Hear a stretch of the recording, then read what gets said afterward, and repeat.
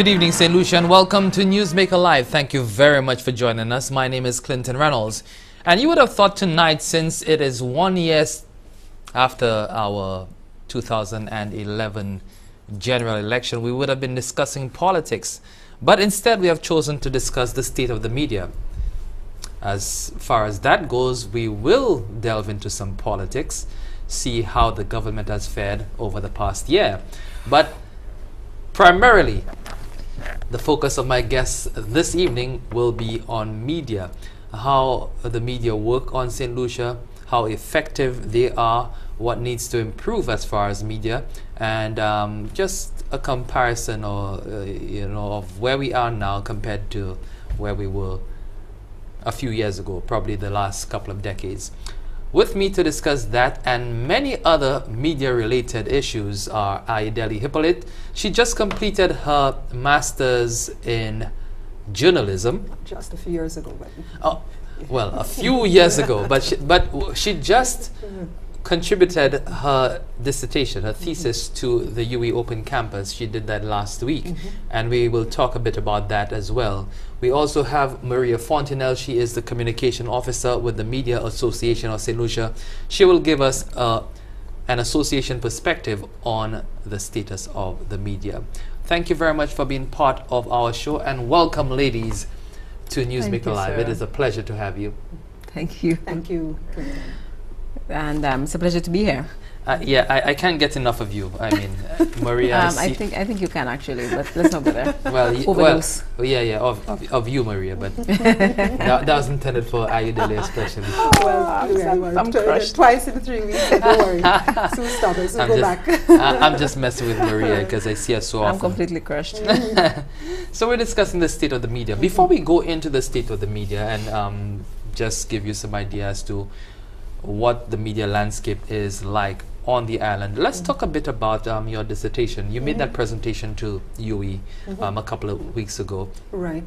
This is the first research, as far as I can remember, by a local on the media. What was your motivation for it? Although I might have answered that question. Well, first let me just clear up some. It's not the first research project on media in St. Lucia. People like Embert Charles and Roger Joseph have done studies, and I would encourage them to contribute their thesis as well. What is original about my research is that it looks at the current affairs documentary in St. Lucia. That is the originality of it, in that work has never been done on the genre in journalism in St. Lucia. We've never really looked at how documentaries are produced in St. Lucia from a journalism standpoint. In fact, the genre in general I don't think has been studied in St. Lucia in a formal scholarly way. So that is why it's original. There are other theses or research material on media, for example, Embert Charles's thesis on media policy in St. Lucia, and Roger Joseph's thesis on the digital era and how it affects public service broadcasting. And again, I want to ask those gentlemen to also donate their or contribute their studies to the library. The motivation for doing it: one, I was doing a master's, but two, I really felt that we have not, as a media fraternity, looked enough at what we do in an academic or scholarly way, with a view to understanding how we do what we do. And also, we don't seem to pay much attention to the longer forms of journalism. Our media environment is dominated by news, the news cycle, which is short report forms, which is understandable for all kinds of reasons. But we do have quite a substantial body of work when it comes to the longer forms of journalism, namely the current affairs documentary.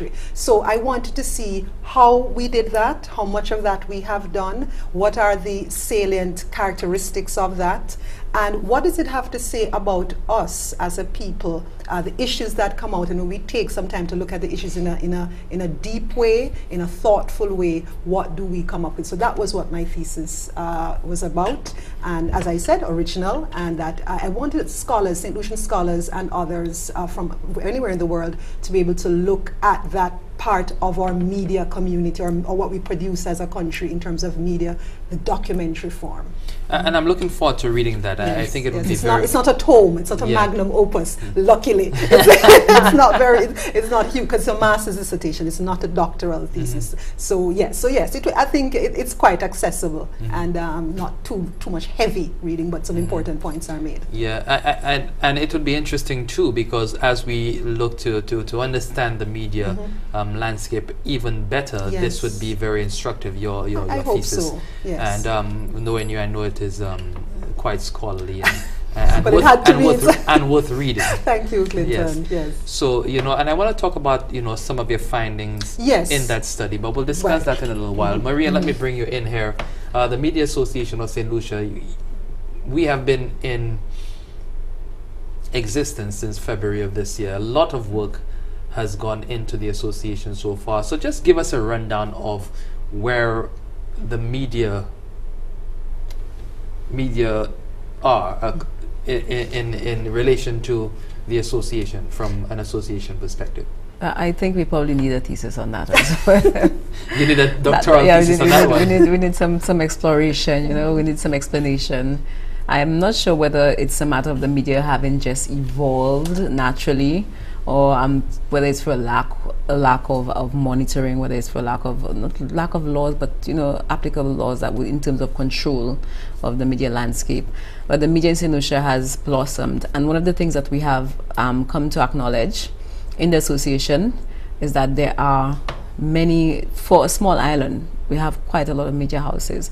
The question is, how do we determine whether it's too much? Is it our role to determine whether there are too many media houses or not? Or should we just accept this is what it is? This is just an evolution of St. Lucian media in the St. Lucian context. Maybe it just represents or reflects the populace. But again, not necessarily our role to do that, but the role of the association, we have come to decide along with the membership, along with other media people, is to improve on professionalism. Naturally, when you have this blossoming growth, which is not really controlled, you do tend to have a lot of unprofessional people, or people who are not properly trained, not unprofessional deliberately, through no fault of their own, looking for a position, looking for a job, getting a position, but then not being adequately trained. Sometimes you're trained, but then based on your the amount of work that you have to complete in one day, based on the needs of your media house, based on the needs of your advertisers, your professionalism could be compromised. So this is what we have chosen to focus on as a media association.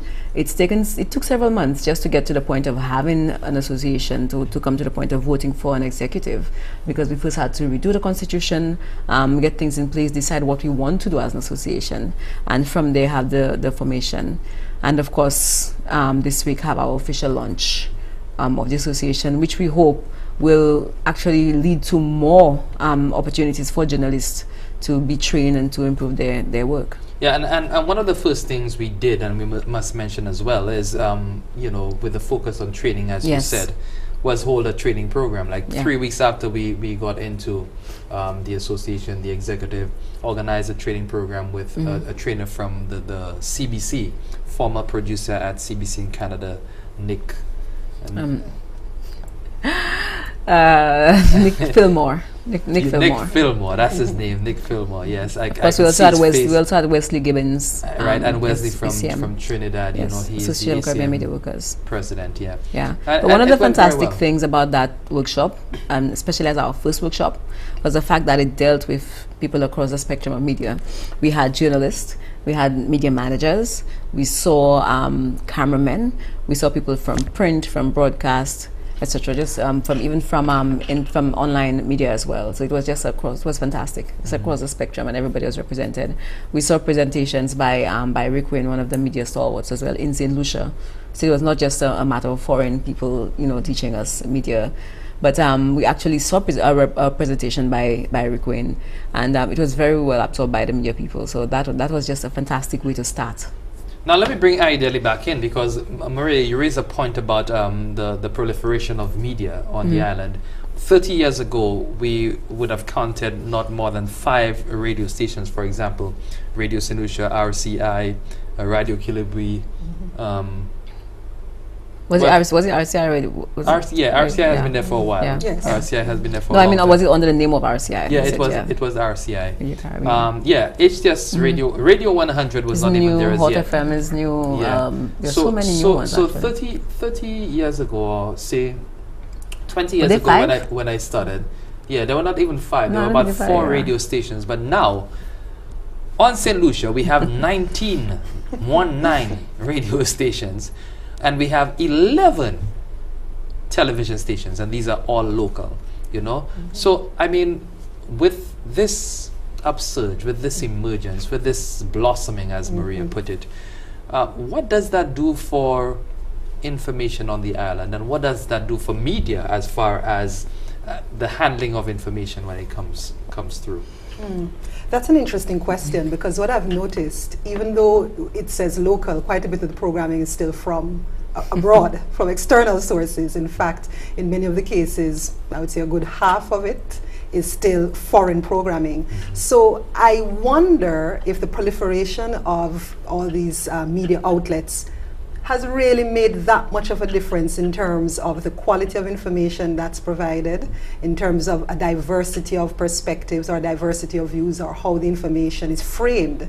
Frankly, I don't see much of a difference, because the news, for example, pretty much it's reported in pretty much the same way across the stations. In fact, I find a lot of the newer entrants to the market, there's a strong entertainment focus. There's a lot of music. It's a lot of, talk radio, that sort of thing. So the only thing that I would point out in terms of proliferation is that it seems to point to there is a market, there's a listenership, obviously. Although it would be good to do research to see how well these all these stations are doing in terms of revenue and market share and so on. That needs to be studied, right? But I think it does say that, one, the media environment is healthy, in that if you would like to open up a radio station, you're not prevented from doing so. So from a policy standpoint, and from an overview of what the media environment is like, where in other countries it may be more difficult, St. Louis is clearly not as difficult. But in terms of the quality of information and quality of content, I don't know if it has made such a difference. For example, I like Calabash TV in terms of they're trying to have a focus in terms of the business community. And so you can see, okay, Calabash and what is ours and so on, even though they have a fair amount of foreign programming. But for the others, I'm not sensing a focus. I'm not sensing, okay, this is our slant, this is what we're about, this is what we want to do in terms of the St. Lucian society or citizens. What are we bringing that is new? What is our ideology? What do we want to say? So you see more of a bouillon, when it comes to our media, everything in one pot, instead of, and not enough of some important things, for example, like more in-depth reporting and more in-depth programming that look at things at a more profound level, at a level that's more developmental. So while, in other words, quantity, I don't know about quality. And Maria, probably you can chime in here. Well, I'm not disagreeing with her. She has some very good points. It is clear that a lot of the media houses do have a similar focus. I think they've blossomed mostly out of a focus on news. Most of them, their flagship is the news program. So we look at that being their focus. And then again, when you look at the news, even then, you look at the different news items and they more or less mirror each other. They don't have a focus. Okay, we're doing news, but as you said, are we doing a particular news for a particular segment of the community? Are we looking at youth? Are we looking at upper class people? Are we looking at news just for the general public? Apparently that seems to be the goal for the general public. Even in the other content, radio, for example, as you said, Calabash is an example on television. Again, business and youth. But the rest seem to be just visitor channel, for example, focuses on visitors, showing solution content for visitors. The rest, really and truly, they are just flagship news. Few entertainment programs, and therein we have a bit of a problem, because the definition of entertainment is another question. What do you consider to be entertainment? Is it playing the latest music, whether it be from St. Lucia, whether it be from Jamaica, from the US, or are we